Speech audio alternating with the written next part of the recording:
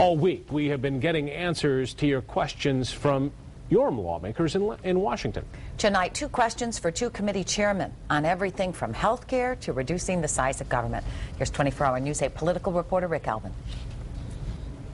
Mr. Chairman, we ask our viewers what they would like for us to ask their lawmakers, and Dawn sent us this response. She said, what federal programs or agency would you like to see eliminated as part of a plan to reduce government spending?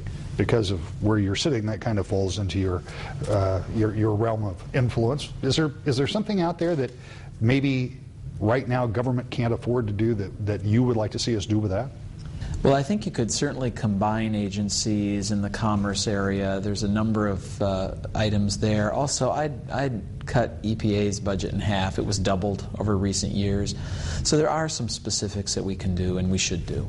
Some people want to know, why is it, if it is true, that the health care bill that applies to all of the other citizens of the United States doesn't apply to members of Congress? Somebody else asked about Social Security. Can you clear up whatever misconception there may be there, or whatever the reasoning is behind that? Be glad to. First of all, as part of the contract with America that was passed, remember, back in 1994, one of the 10 things that was in there was that the same rules that apply to everybody else in the country has to apply to Congress. So, as it relates to health care, members of Congress and their staffs will be under the state exchange plans, which is what this plan is going to ultimately evolve into if it's allowed to go through the federal courts and et cetera. So we will be covered. Today, in fact, members of Congress and their staffs have exactly the same plan as any other federal employee. There's no sweetheart deals.